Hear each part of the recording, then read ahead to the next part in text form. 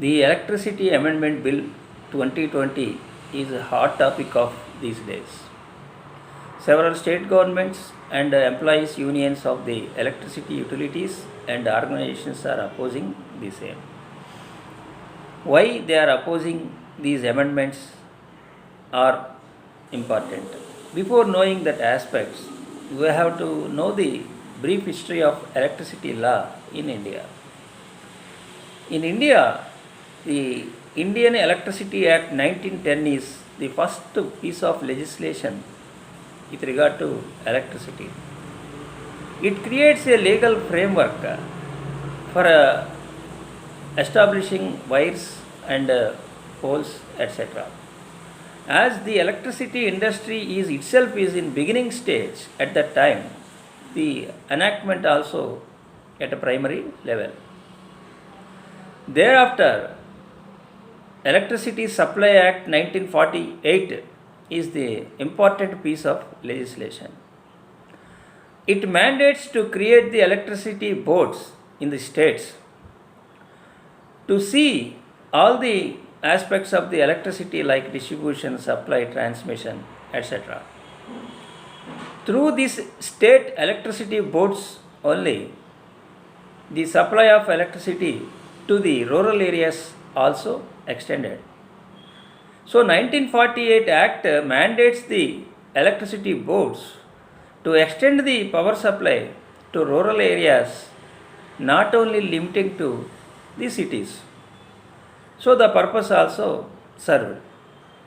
But after functioning of several years and decades, several state governments thought that there should be reforms in the field of electricity. As the subject of electricity is incorporated in the entry 38 of concurrent list in 7th schedule of the Constitution of India, we know that Article 246 Clause 2 enables both the Parliament and the state legislatures can make laws which are in the concurrent list. So that several state governments like Odisha and Andhra Pradesh made Reforms Act in the field of electricity. For example, the Andhra Pradesh government has enacted Electricity Reforms Act 1998, which enables the unbundling of the electricity board, state electricity board, into two important pieces, which deals with the generation of the electricity known as a GENCO, which deals with the transmission of the generated electricity called as TRANSCO. Like that, several statutory bodies came into existence. Through this 1998 Reforms Act, Commissions Act also came. National level and as well as state level, regulatory commissions also incorporated in the year 1998 through Commissions Act. By taking into all these aspects, the central government in the year 2003, to encourage private sector also, it enacted a comprehensive legislation, the Electricity Act 2003, which is operative in nowadays. So this Act 2003 is a comprehensive act. It contains several aspects. According to this act, electricity regulatory commissions are in existence at national level as well as state levels to deal with the issues of tariff and also to resolve the disputes between various organs of the electricity. These state electricity regulation commissions have been filled up with the framing of a selection committee. This selection committee is consisting with the state government officials and retired high court judge, etc. So Appointing regulation commission is the matter of state government. So 2003 Act is a comprehensive act which is existing at present. Now we have to see the legal aspects of the electricity. Whether electricity is a basic human right. That means right to access electricity is a basic human right. When we examine the international covenants like Convention on Elimination of All Discrimination Against Women, 1979, right to access electricity is also a basic human right. If we examine Article 21 of the Indian Constitution, the Supreme Court and various high courts declared that right to access electricity is also a part of Article 21, that is right to life.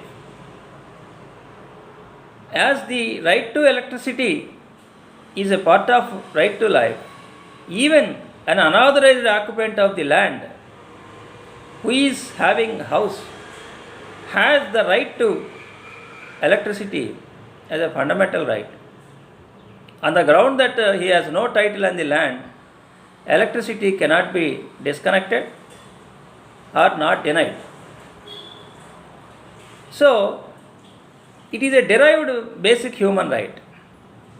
When right to housing, right to education, right to live with dignity is part of human right, without having electricity, all these rights are not sustainable. Even in the January 2020, the Honorable Supreme Court held that right to access internet is also a basic fundamental right. When all these rights are fundamental rights, without having electricity, these fundamental rights are not sustainable. So, electricity also a basic human right, may be a derived human right. In several judgments, the Honorable Supreme Court held that the electricity is one of the material which is described as material resources of community in Article 39B of the Constitution of India. We know that Article 39B mandates all resources of community should be distributed so as best to the subservient of the common good. So, all natural resources should be distributed in the manner to make good to all the people of the society, not to the benefit of some of the sections of the society. If you take the case of Velluru Electricity Corporation versus State of Tamil Nadu in the year 1979, and if you take the case of Tinsuki Electricity Supply Corporation case in the year 1980, we can understand that the electricity is also part of material resources of community which is located in the Article 39B. So, all matters relating to electricity should be dealt with the same manner. If any law is enacted regarding electricity, it should take care that the electricity should not be confined to some of the sections, and the benefits of these natural resources should give to all sections of the society. So, these are the basic important legal aspects relating to the electricity.